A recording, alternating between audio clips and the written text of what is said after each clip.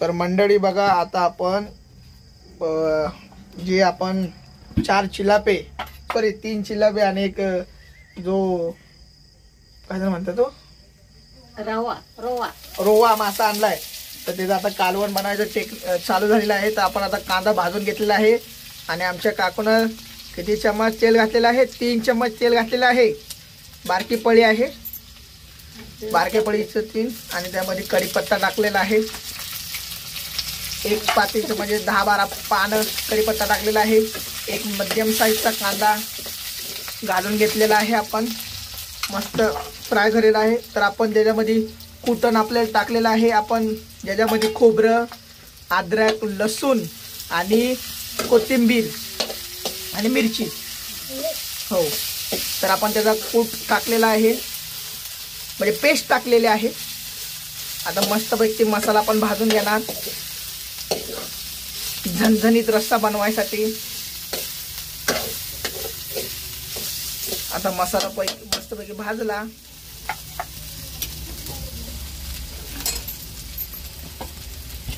मसाला भाजून घेतात तुम्ही. थोडीशी हळद टाका अंदाजिक तुमच्या हिशोबाने. आम्ही अंदाजिक टाकतो, तुम्ही तरी टाका अंदाजिक तुमच्या हिशोबानं. थोडासा गरम मसाला अंदाजिक टाका तुमच्या हिशोबानं. आम्ही त्या हिशोबानं 1 चम्मच टाकलेला आहे. आता मस्तपैकी मसाला भाजून घ्यायचा बघा, असा परतून मस्त घ्या, झणझणीत लागायसाठी, चविष्ट लागायसाठी. कालवण आपला रस्सा गावरान पद्धतीत. थोडस तेल टाका, अर्धी पळी, मसाला चिकटतोय म्हणून.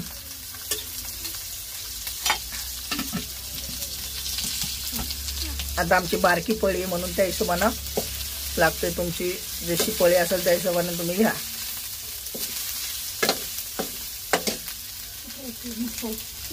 बरं, आता आपण त्या मसाल्यामध्ये आणि वाटणमध्ये खोबऱ्याच्या आपण टाकलेल्या आहे मुंडकी. त्याच्यामध्ये 1 रोहूची मुंडकी आहे माशाची आणि 3 चिलाप्याची. तर आता आमची काकू त्याची झणझणीत गावरान पद्धतीत आपण आता कालवण त्याचं बनवणार आहे चुलीवर. ते पण खूप छान लागतं बघा.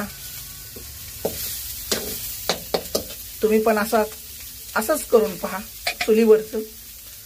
तर आता आपण चवीनुसार मीठ टाकणार आहे.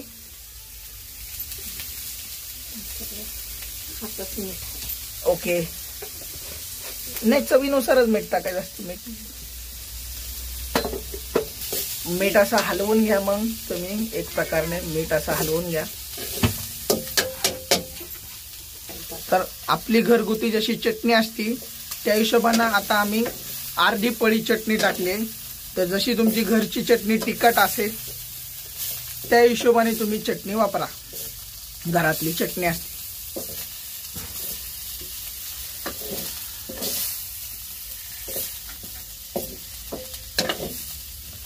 तर आता मसाला आपला मिक्स झालेला आहे बरोबर. तर आता आपण याच्यामध्ये घालणार आहे पाणी. बरोबर काकू? बघा आपला पूर्ण जो मसाला आहे वाटण तो बरोबर मुंडीला बघा कसा लागला मुंडक्यांना माशांच्या. आता हे जे वाटणचं पाणी आहे ते आपण हळू थोडं टाकणार. टाका, मसाला लागायला लागला, टाका. तर असं खाली जे मसाला जो लागलाय वाटण जो करपतोय थोडासा त्याचं टाकून हलवून मिक्स करून घ्या, जेणेकरून खाली लागलेला पण चव लागेल, नाहीतर ते करपून जाईल.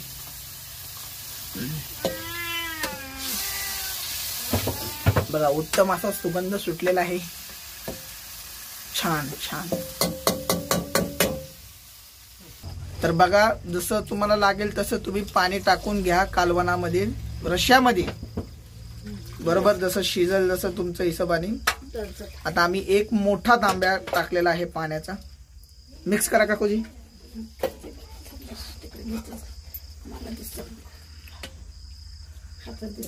हा झालं मिक्स. ओके. तर आता याला आपण उकळी मारायला ठेवून देणार जाळ मस्तपैकी घालून, आणि उकळी मारल्यानंतर तुम्हाला सांगतो.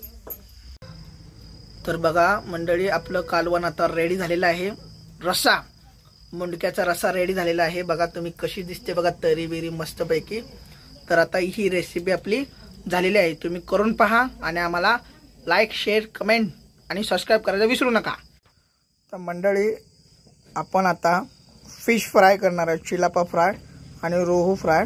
तर तुम्ही पाहू शकता, याच्यामध्ये आपण चवीनुसार मीठ घेतलेलं आहे, 1 चम्मच गरम मसाला घेतलेला आहे आणि अर्धा मोठा चम्मच घरातली चटणी घेतलेली आहे जी आपण वापरतो आणि थोडीशी पाव चम्मच आपण हळद घेतलेली आहे. आता हे सगळा मसाला आपण मिक्स करणार आणि आपली जी मच्छी आहे फ्राय करायसाठी घेणार आहे. मग ते आपण आता त्याला लावून घेणार. तर घ्या लावून थांबा. तर मंडळी, आता आपण आत आलोय. तर आता आपण याला मिक्स करणार आहे सगळे. तर बापू चला करा काम. तर बघा, आम्ही असे मसाले सगळे मिक्स करतोय. मीठ, गरम मसाला आणि हळद हे सगळा मसाला मिक्स करायचा.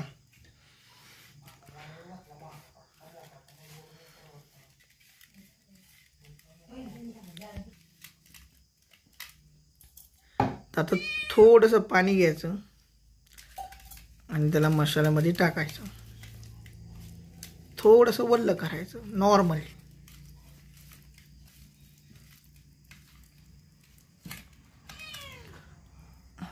आता बघा, आमचे बापू जसे मसाल्यामध्ये भरतात तसं तुम्ही भरून घ्या. बघा, असे चिरा मारून घ्यायचे मच्छीला आणि त्या चीरमध्ये पण मसाला भरायचा माशाच्या आणि बाजूला आजूबाजूला असं भरून घ्यायचं मसाल्याने सगळे. बघा, असं मध्ये पण लावून घ्यायचा मसाला.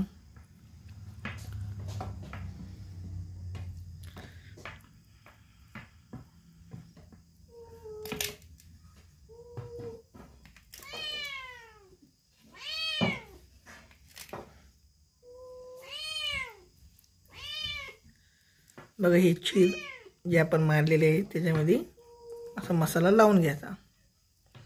बघा, असे आता सगळे मसाले आणि सगळ्या मच्छीला असे पूर्ण मसाला लावून घ्यायचा थोडा थोडा करून.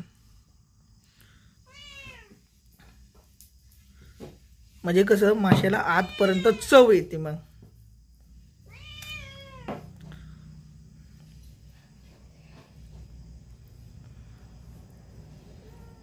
झालं बघा, हे असं संपूर्ण आता आम्ही माशांना मसाले लावून घेतो. तर आता आपण सर्व माशांना आपण आता मसाला लावून घेतलेला आहे, बघू शकता तुम्ही असं. तर आता आपण याला मॅरिनेट करून ठेवलेलं आहे हळद, चटणी घरातली, मीठ आणि गरम मसाल्याने. आणि आता याच्यानंतर मग आपण त्याला फ्राय करायला घेणार आहे. तर बघा मंडळी, आता आपण मच्छीला फ्राय करायसाठी घेतलेला आहे, मॅरिनेट करून झालेला आहे अर्धा तासाच्या वर. तर आता आपण इथं बाजूला बाजरीचं पीठ घेतलेलं आहे आणि आपण आता त्याला लावून फ्राय करणार आहे. करा बघा, असं लावून घ्यायचं मस्तपैकी चारी बाजूनं. आणि मग काय करायचं, लावून घेतलं की तेलामध्ये फ्राय करायचं. सेम प्रोसिजर, चारी बाजूनं बाजरीचं पीठ लावून घ्या. एकदा बाजरीच्या पिठामध्ये तुम्ही फ्राय केलेला मासा खाऊन बघा करून, मग तुम्हाला कळेल कसा लागतो. ही आमची आजीची पद्धत आहे, बरोबर ना. तर बघा, आता आपण असे सगळे मासे फ्राय करून घेणार आहे.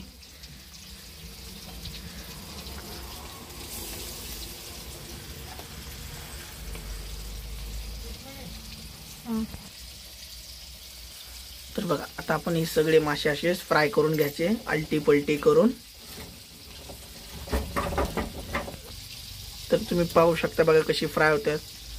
तुम्ही मासे तांदळाच्या पिठात फ्राय केलेले खाल्ले असेल, रव्यामध्ये खाल्ले असेल, पण एकदा बाजरीच्या पिठात बघा खाऊन, एवढं छान लागते ना, विचारायचं काम नाही.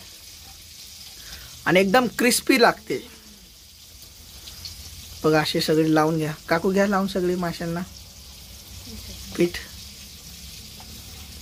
बघा, असे सगळे माशांना पीठ लावून घ्यायचं. आणि मस्तपैकी फ्राय करायचं ऑइलमध्ये.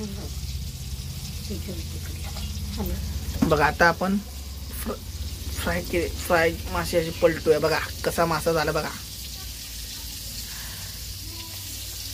बघा किती छान दिसते बघा. खरंच तुम्ही एकदा बाजरीमध्ये पिठामध्ये फ्राय करून पहा, तुम्हाला खरंच आवडेल. आणि एकदम असं छान प्रकारे फ्राय करून घ्या, एकदम कुरकुरीत लागल. मग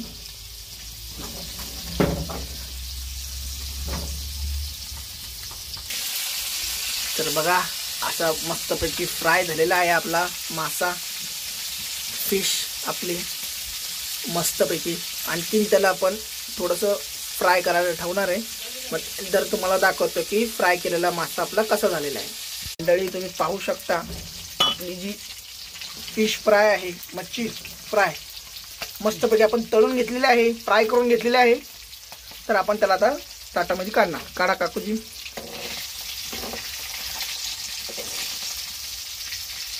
घ्या काढून.